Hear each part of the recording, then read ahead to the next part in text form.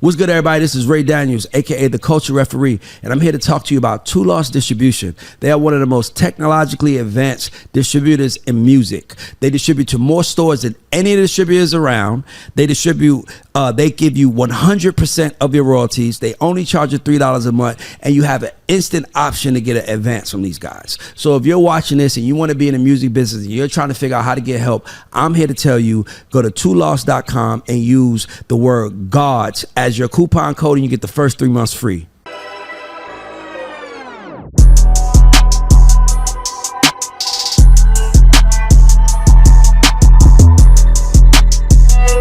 Peace and love. It's Rick the Negotiator. And this is Ray Daniels, aka the Culture Referee, and this is Artist Spotlight presented by Two Loss. Let's go. Let go. Shout out to our sponsor, Two Loss. If you're looking for distribution, if you need distribution, they are a great option. They don't charge you no royalties. They have the best technology, and more importantly, they don't charge you no royalties. You pay $3 a month, you get to put your music out, make all the money, and they monetize YouTube. So I just wanted to put that out there because, you know, I mess with Two Loss and they support me, so why not? But today, before we go, like, share, subscribe. This is Artist Spotlight. Download, more importantly. This is Artist Spotlight. We went #1 last week. We want to keep going that. And today we have a very, very special guest. This is my brother. This guy he's kind of one of those guys that put me on this path to making content. Yeah. I did his podcast, Good Game. Yeah, podcast. Free Game. Yep. Free Game. I'm sorry, because it's a lot. It's another good game here in Atlanta too, right? Yep. Yeah. But I did his podcast, Free Game, and it kind of set me on my way to want to really make content the right way. And they hit me and said he wants to do the show, and I'm like, he ain't got to ask. He could just show up and we done. There it is. So let's give it up for my brother, WLPWR. Let's go. Yeah, man. How you feeling? I feel good, bro. What happened to Free Game before we get into what happened to Free Game, man? Man, I mean, I really just stopped producing it. At the end of the day, man, you know, it was the process of creating like a podcast or just a show with content. It's just a lot. People don't realize how much goes into it. Yeah. Setting up lights, man, running, you know, recording systems, editing, all that kind of stuff. Yeah. It just got to be too much. You know what I mean? But for you, but you an engineer, like, you know how to run, like. Oh yeah, I mean, it was cool, but like when it comes down to, like, you know, keeping artists coming all the time, you know, bro, schedules are crazy. Yeah, man. Like I had a Tessa doing all the production for us. It was just a lot to kind of keep it moving, man. And watching your operation, I'm like, I already know this is crazy, man, because like you guys are pumping them out, man. Yeah, but when you said that, I was like, damn, like, because I always say, if you're gonna do a pod, make sure that you do it in a way where you can do it consistently and it doesn't inconvenience you. Oh yeah, man. Because the money in the beginning ain't worth the inconvenience. Yeah, for sure, man. And you know, it's they come in slow. Like, you know, you guys watching, I appreciate you, but you know, you put all your time and effort. Some of them be late. Some like cancel at the last minute. I mean, it is what it is. I'm talking about the views. I'm talking about the build up. You know, you got 39 subscribers this month. It's like 39. I spent $2,000 shooting shows, and I got 39 people to subscribe. Not even like, you start looking at the choices of it. That's why, you know, I'm glad you spoke about it, because a lot of people think it's easy. Yeah, the consistency part is the part where most people fail. Yeah. And that's kind of what we were running into. It's like, okay, you already know you got to have a show every week. You got to have all this in order. Consistent. And all it takes is one fumble. And that could throw you off for 2-3 weeks sometimes. You know what I mean? And man, please bring it back.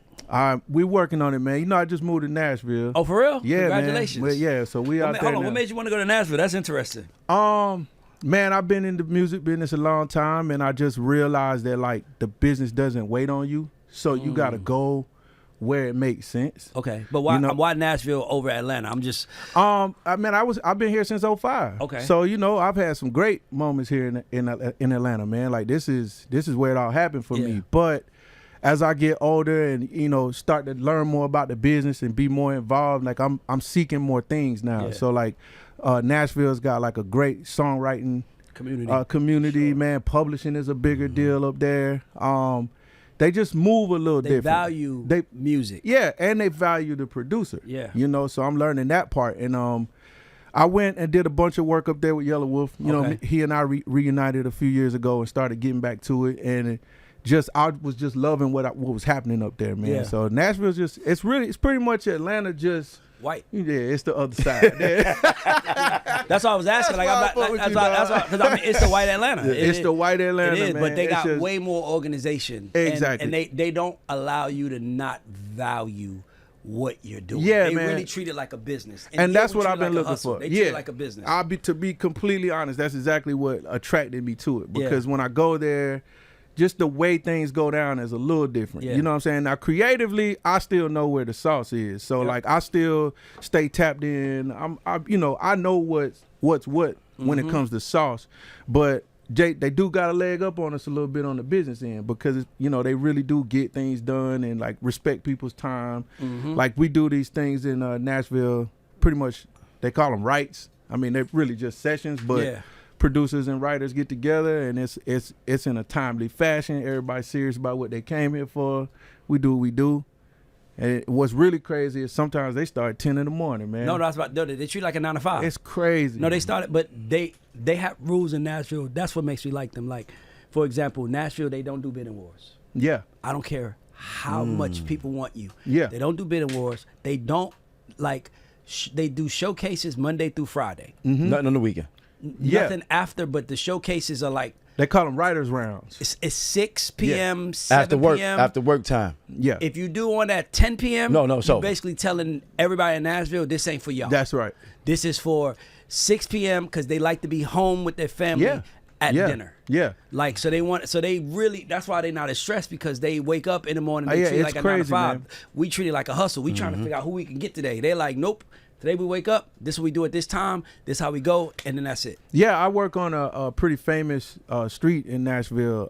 It's called East Iris. And I've got a residency over at their studio. And it took me, I've been there 5 months now. Gotcha. So I'm just now realizing that on the weekends, I'm the only person there. Yep. Like Saturdays, bro, it's a ghost town. I'm the only person on the street, you know, unless, of course, a big session or something is maybe happening. But for the most part, man, like it's quiet. So I wanted to ask you, Will, like, this is our spotlight. And, we obviously like to spotlight producers, writers, all types of talent. You have a very, and I hope you understand, I hope this doesn't feel like I'm being disrespectful, but you have a very niche style. You have a very niche approach to who you make records with. How did you end up there? Like, whether it was like Yellow Wolf or, I know you got a Wiz record, I know you got Riz records, I know you got records, but it seems very like left of center hip hop. Yeah. How'd you get there? Man, I mean, I'm very like multifaceted as a producer, so I'm into all kinds of shit. You know what I'm saying? So coming up, man, of course I was in the hip hop, but I was also in the indie rock. I was also in the country. I did a little bit of listened to a little bit of everything. I'm also a military brat, so I traveled a bunch of places, man. Sense. You know what I'm saying? I'm also a Virgo, so like When's it's your like birthday? September 19th. I think we got the same birthday. Same birthday. Get the fuck out of Wait, here. same day? 19th? Same day. September 19th. Yeah, you already know. That's That's what it is. crazy. That's extra crazy. I knew that, though. I did know that. We related, nigga. At that moment, I know everything about you. Let's go, man. So for me, that's really like how I approach my music, man. I mean, I've been told that by A&Rs all over the place. I do have sort of a left of center approach to music, but I think what's happening for me right now is a producer like me is kind of finding my way now. You know what I'm saying?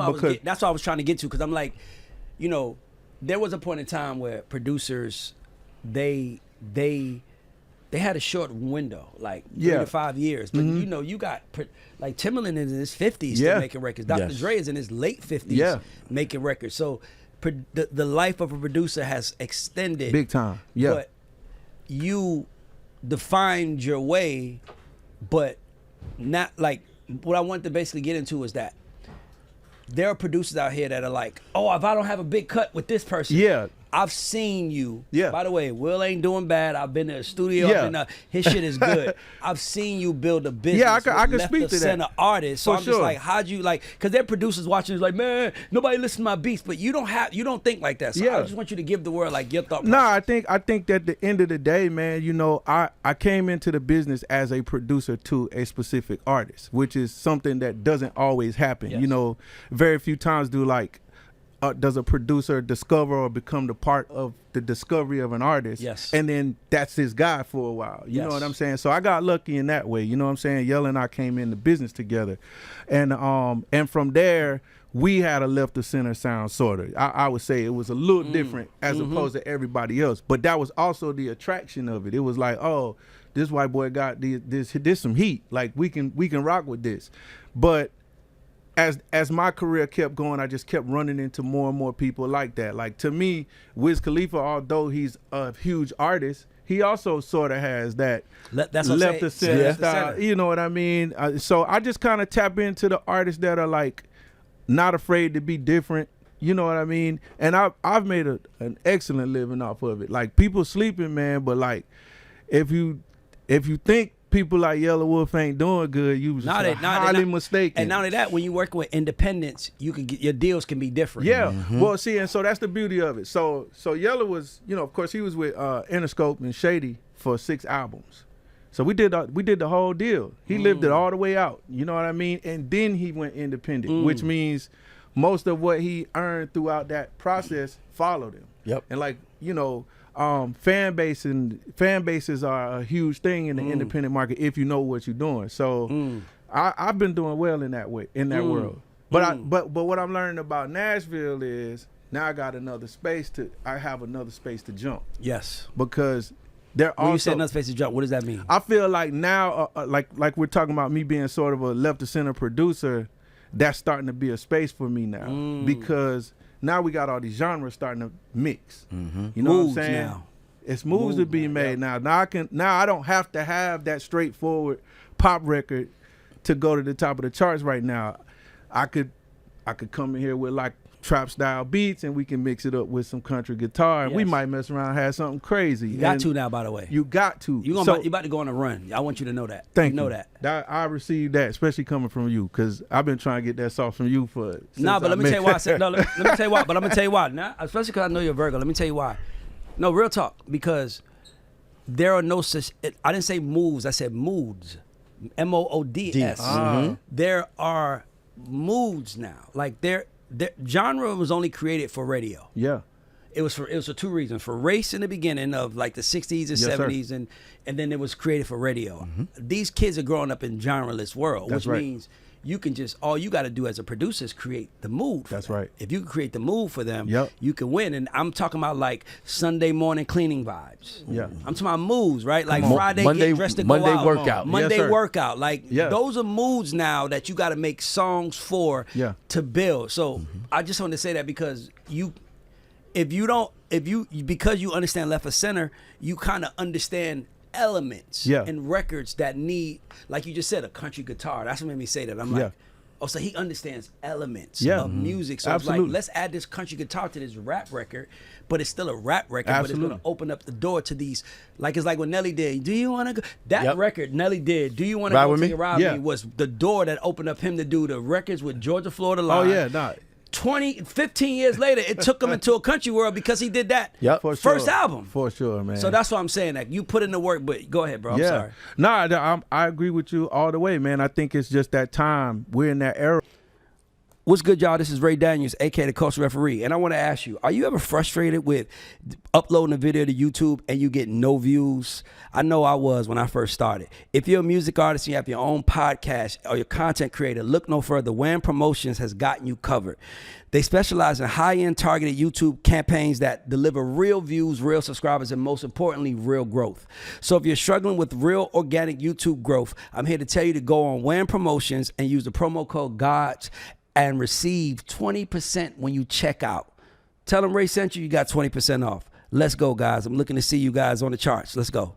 Where, like, you know, these kids listen to everything. Yeah. So the more that you can put together, that's not whack, because, you know, whack still exists. Yes. You know what I'm saying? So if it's not whack and it's really something that people can digest, then, you know, I think there's a space for it. Exactly. Yeah. So how do you, I want to go back to early Will. How do you discover that you are left of center? Like, did you discover it? Did they push you there and you just like, damn, that's what y'all think of me? Like, man, how'd you get there? You might remember this guy, man. There was an A&R who told me to my face, man, back in the day. We used to come up here from South Carolina.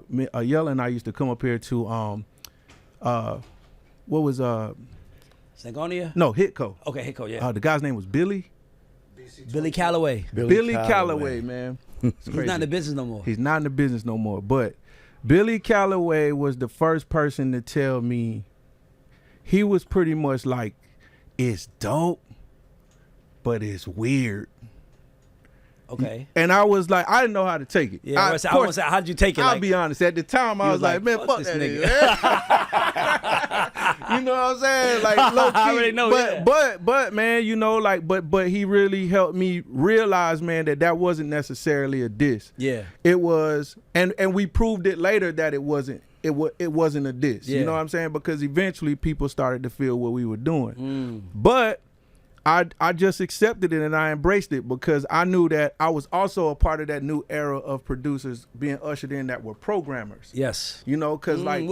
expound on that a little bit. I want to, because for the people that don't understand, what does that mean? Yeah, well, so, you know, back in the day... Before and after, yeah. Before programming came in, you had to be like a real musician. Yes. Like, you had to be able to play a bass, a guitar, some drums. You had to be able to do those things and be dope. Like, you couldn't just walk into like a Hitco session if you wasn't nasty on the bass for real. Yes. You know what I mean? Okay, I see what you're saying. Yeah, yeah. But now it's right around like early 2000s. This is when like Logic was, starting to become popular. People was using Reason and all these other things. Sure. So essentially, like Cubase. Yeah, we're programmers, man. So like we're still musicians. Like I know how to play the keys, I know how to play instruments, but like I'm definitely not Robert Glasper. Yes, got you. You know what I'm saying? But when I'm done producing a record, you wouldn't know that I can't play. Yes. Because I know how to program. Yes. And so I just think that that's what we were at the beginning of that. And I think that, you know, when I got that information from Billy, that was that transition that was happening. It was like,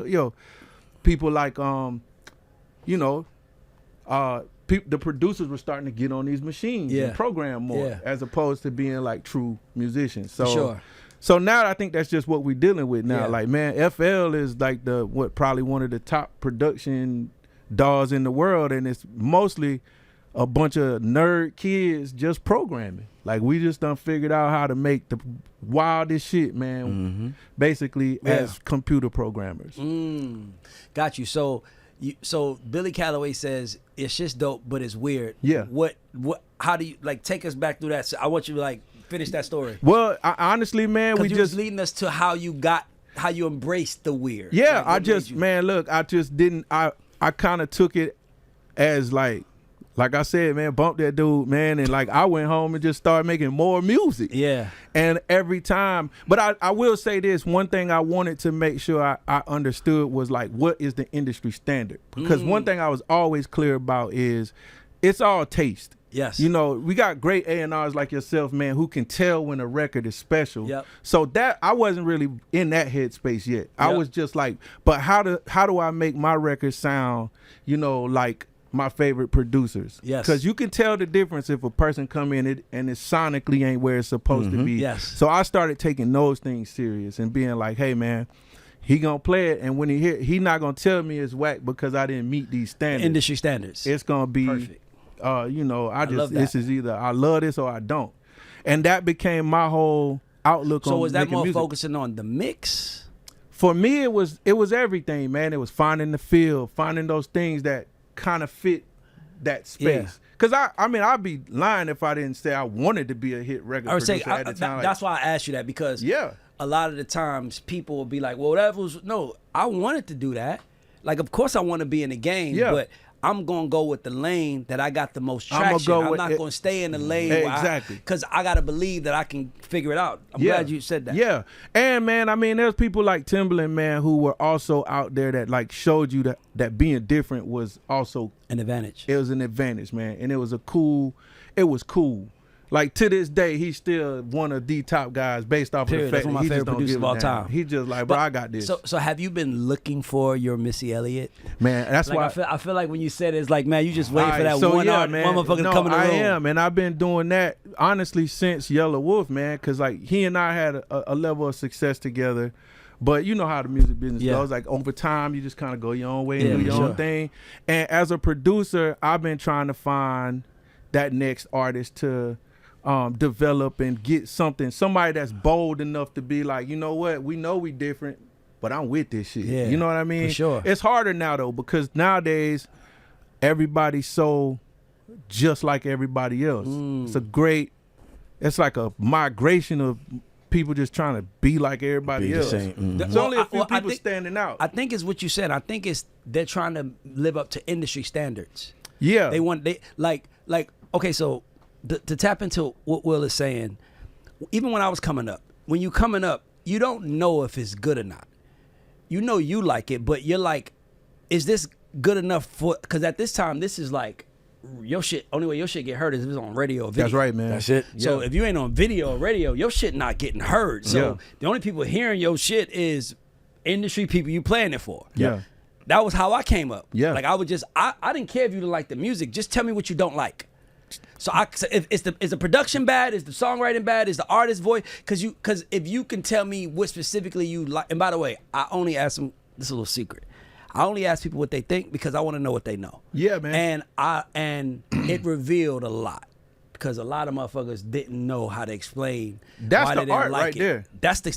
That's what keeps you in the business. Yeah, bro. You gotta know what you don't like and why. Like, yeah, man. I don't like this sound. Here's why I don't like it. This is what you could do better. I don't like how loud your vote, like something. But most of the time they just, because you'll have those guys that'll tell you back in the day your shit is whack, and as soon as Jay-Z come and run bob his head, he bobbing his head like that shit ain't whack no more. Exactly, man. Nah, that's a given, bro. That happens all the time. That happens, bro. but it doesn't happen as often now because I think there's so much music in the world. Now we're just trying to figure out, like I almost think we're trying to figure out what the fuck is this? Yeah. Like is this just because you make music doesn't mean you're an artist. That's right. Facts. And man. And just because you can make beats don't mean you're a producer. Don't make you a producer. Not at all. Right? So you be thinking you're an artist, but you really just making music and hoping that something works. Yeah. I don't want to work this type of artist. I want to work with artists that's like, this is me. That's why I'd rather work with you and say, give me your left to center shit. Yeah. When I'm talking to the label. Give me your shit that can't nobody figure out. That's right. Rather than working with a hit producer saying, give us anything, we can make it hits. Yeah. Nah, because as dope as Timbaland was, as dope as Dre is, and as dope as Pharrell is, they weren't that versatile. Yeah. Like, they were the Dre, you know a Dre beat. That's right. You know a Tim beat. You know a Pharrell beat. Mm-hmm. Pharrell got a little gangster when he did Clips grinding, but it still was the Clips though. Yeah. You know what I'm saying? It was still the Clips version of like gangster music. So, I always tell artists, producers, writers, everybody, if you tell me you can write and produce anything, you've lost. Yeah. No, what do you want to write and produce? Yeah. What's your skill? That's why I asked you that, because we don't give enough people credit for that part. Yeah. Well, that's why I'm still hanging in here, man. Like, honestly, bro, I'm looking to just kind of find that thing that I can break with, because I think there's still a popular space for what I'm doing. It is. I just haven't been able to attach myself to an artist that is wanting to reach that. You know what the popular space is? You know what you're doing wrong, right? By the way, this is Artist Spotlight. See, that's why I came here. Artist Spotlight. That's why we didn't do Y'all cut the cameras off now. I'm gonna get the sauce. We don't give advice. We don't give advice to people on the God show. Let's go. We're on the God show, but on this is different. The thing is that you have to tap into a brand. You have to create a brand. So what I mean by that is like, Timbaland is a brand. Yes, sir. Mike Will is a brand, right? Yes, sir. We know when we see Mike Will with Miley Cyrus, we're trying to figure out who led on that brand. Mm-hmm. Did she take him into the pop world, or did he bring her to the streets? Right? And we saw he brought her to the streets. That's right. Because they're a brand. So what you have to do for Will is you have to brand Will Power and what that is, because it is out there. You said I think it's not hard to find. The problem is that they don't know they're looking for you. They don't know. They don't know you're looking for them. So like pods, that's why Bring Back Free Game podcast pods. Yeah. I wish I was working with you, because I could show you how to take over the world with your podcast. Hey man, it ain't too late to work with me now. Don't get it talking crazy on this. I'm saying because I know how to build. It's all about branding. That's all it is. I told this to Toom. Toom was here. He did Artist Spotlight. He was like, yo, I signed producers and I wasn't successful. And I'm like, you wanna know why? Because you let them be their own name. Come on, man. Now Mike Will signs producers, me, and what does he call them? Eardrummers. Yeah. So no matter who you are, whether you fall under this brand. fall under this brand. Yeah. Now, when you want to go on your own, whoever it is, then you create your name and say I was with this brand. But you gotta put it under, like, number one, the problem is that you're not leading. Okay. You're still waiting for a creative. You don't know that you're the leader. So if I'm you, I'm putting out, like, I'm like, nigga, I say it now. Like, where is the dope different writers? Where are the artists that want to be different? Yeah. Take that clip, upload that to your social media. Let's go. Now you like, now you got it. Now you're putting it out there. Like, I'm tired of the same old shit. Yeah. Tag a different artist. Yeah. Here's what you do now. You brand yourself with them. Now it's not Donnie and Will Power's doing the record for Donnie, and it's Donnie is the record. I did 8 on his project. No. It's Will Power and Donnie. Yo, man. Now it's Will Power and Donnie. Okay, cool. It's Will Power and Rick. It's Will Power and Ray. It's Will Power and whoever. So now you're the brand. So now you're the brand. So now when people enter your world, they're entering your world. Yeah, I definitely made that mistake several times, man. Like, just, you sign an artist or start working with an artist, and you really hoping that they want to do what they're capable of doing, just to find out that, it's only a matter of time before they run out of gas and just can't even keep up. So that's why you have to be the brand. Because if you're the brand, Donnie quit. Now it's a Donnie and Will Power album. I don't have to just talk to him. Man, look at Future and Metro right now. Brilliant. They on tour together. Yeah. Metro has not rapped ever in his life. That's right. He's playing records. He produced. He is a brand now. Yeah. The key to longevity, the key to any of this shit is you have to be the brand. And by the way, we were all taught to stay out the way. Yeah. And stay out the way. And by the way, and you. Because it was either you was in the way, either you was out the way, or you was Pharrell, Timbaland, or Jazzy. Yeah, man. It's a Jazzy Fenzel production. Either they gave you that, or if Mike Will and them, they snuck in them tags, Mike Will made it, Mustard on the beat. Right. But at the end of the day, you have to be the brand. When Mustard did records, when he did No Master P got 10 bitches, when he plays that's the most West Coast record in the Migos catalog. Yeah. Nigga, because they did it with Mustard. Yeah. Nigga, you ain't gonna come in my world and we gonna do what y'all do. That's right. Because guess who gonna support it? That's right. The West Coast. Yeah, man. Because I'm from the West Coast. Yes, sir. You have to be the brand. Develop the brand. I wish I was a producer. Because I was a producer, I make all the money. Yeah. Nigga, everybody can get beats. It's gonna just listen, let's get some money together. But it's gonna be just me, because it's gonna be just me and you. Like, it's just me and you. Like, dog, now you owning half the master. Yeah. Now you are a brand, so you're making more money, but you have to be the brand. Yeah, man. You can't stay out the way. I'm talking about, bro, the whole light bulb just went off. That's crazy. You got it. So I'm gonna ask you a question now that we said that. Let's go. Tell the camera world, what the fuck kind of artist, what's the perfect artist for you to work with? Man, a brave one that I'm gonna start you over. See, I'm gonna coach my brother. Yeah. I know we live, but I'm gonna coach my brother. That's your camera. Oh, that's and my I want camera. you, because by the way, we're not editing this. I'm gonna coach my brother. I want you to say the kind of artist I want to work with, and then go. We're gonna give you that clip. We're gonna support me and you gonna post that together. Put that all over in there. Say, Will Power is looking for left of center artists. I guarantee you we get 3,000 fucking choices. Let's fucking go, man. So what kind of artist are you looking for? The type of artist that I'm looking for, man, is a brave artist. One that is not afraid to cross genres. One that is a really dope songwriter. One that wants to get out and do live performances, because you're gonna have to work what we do. I'm looking for somebody that is really multi-talented. So, like, if you can rap and sing, that would also be really dope. You know, I want somebody that can do it, man. Like, I'm not looking for... You want somebody that don't live in a box. Don't live in a box, man. Like, don't come to me if you just a country artist or just a rapper. You know, I'm with trying to open it up. Like, let's find a way to get into another space. Now that's what I'm talking about. Yeah. Now that you take that, like, I want people to hear this shit a lot, because people think it's really genius. It's not genius. It's just, this is another level to being fearless. Oh yeah, man. You are literally you're leading what you want someone else to do. You want someone else to say, I'm that. Yeah. Matter of fact, tag me, go tag Will and Ray and tell him that I'm that. You want that because now you attracting what's for you rather than praying that the right person walks in the room. They might walk in that day, but they might be on their phone in fucking Kansas City and be like, who's this guy? I never even heard of this guy. I feel like he's that for me. Like, what would Snoop be without Dre? Yeah. If he didn't meet Dre, what would he be if he didn't meet Dre? Like, what would NWA be if they didn't meet a Dre? Like, you have those abilities. The thing is that a lot of the times we go through, it's like the alchemist. We go on this journey of life only to end up right where we started and being like, damn, it was all in me. It was all in me.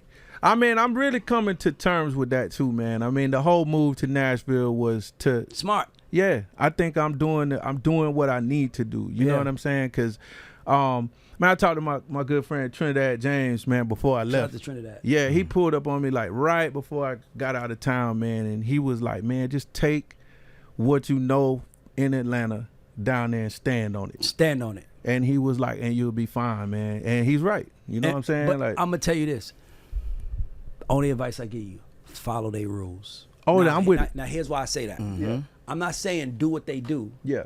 I'm not saying live like they live, but I'm saying follow their rules. Yeah. Because what you don't want them to do is have you down there and say, he's the enemy of our way of living. And you boxed out. He's like, no. Don't nobody work with him. He works on Saturday nights and he does this. Like, follow their rules. Like, become a part of it.